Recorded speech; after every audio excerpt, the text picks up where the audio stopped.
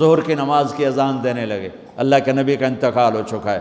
جب اشہد ان محمد پر پہنچے تو روتے روتے روتے آواز بند ہو گئی، اور جلدی سے اذان پوری کر کے نیچے آئے، کہا آج کے بعد قسم اٹھاتا ہوں اذان نہیں دوں گا، میرا نبی نہیں ہے تو اذان بھی نہیں ہے۔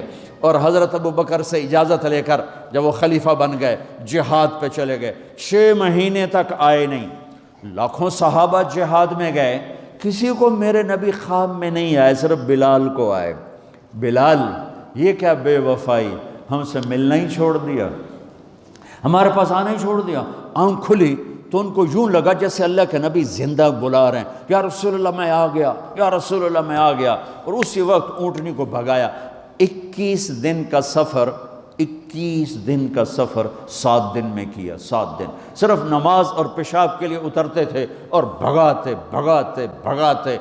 8ویں دن جب مدینے میں پہنچے تو آتے شور مچایا، یا رسول اللہ میں آ گیا، یا رسول اللہ میں آ گیا۔ ان کے ذہن سے نکل گیا کہ آپ تو دنیا سے جا چکے ہیں۔ جب مسجد کے قریب پہنچے تو پھر تڑپ اٹھے اور چیخنے لگے کہ آپ تو ہیں ہی نہیں۔ پھر گئے سیدھے قبر پہ جا کے یوں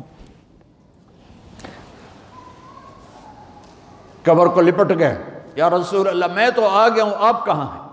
یا رسول اللہ میں تو آ گیا ہوں، آپ کہاں ہیں؟ یا رسول اللہ میں تو آ گیا ہوں، آپ کہاں ہیں؟ بے قراری میں روئے جا رہے، میں تو آ گیا ہوں، آپ کہاں ہیں؟ میں تو آ گیا ہوں، آپ کہاں ہیں؟ نماز کا وقت داخل ہو گیا۔ کون سی نماز تھی اللہ ہی جانتا ہے، اور سب کو پتا تھا بلال نے قسم کھائی ہے کہ اذان نہیں دیں گے، لہذا کسی کو جرت نہیں ہو رہی کہ بلال سے کہیں آج اذان بلالی سنا دے۔ تو چند صحابہ کو خیال آیا کہ نبی کے نواسوں کو سفارشی بناتے ہیں، حسنین۔ آپ نے فرمایا میری آنکھوں کی ٹھنڈک حسن اور حسین، میرے جنت کے پھول حسن اور حسین۔ تو صحابہ آئے بچوں کے پاس، حسن حسین، کہ بچوں آج کسی کی نہیں چلے گی، تم بلال سے کہو اذان دے۔ تو یہ دونوں ننھے منھے بھائی، حسن 7 سال کے، حسین 6 سال کے، 10 مہینے کا فرق تھا دونوں بھائیوں۔ چچا ایک درخواست، کہ میرے ماں باپ آپ پہ قربان، آپ درخواست کیوں کہہ رہے ہیں؟ آپ امر کریں، آپ حکم کریں۔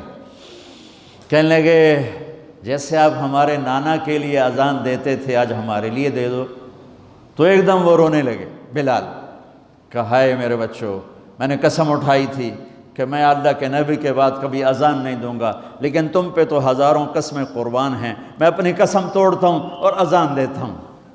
جب وہ چڑھنے لگے اس بی بی کے گھر، قریب ایک انصاری عورت کا گھر تھا جس کی چھت پہ چڑھ کے اذان دیا کرتے تھے، تو سانس رک گئے سب کے، آنکھیں پھٹ گئیں، اور وہ یوں منظر دیکھ رہے کہ آج بلال تو ہے، محمد مصطفیٰ نہیں ہے۔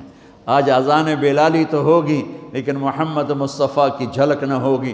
جب انہوں نے کانوں میں انگلیاں، جب انہوں نے اللہ اکبر کہا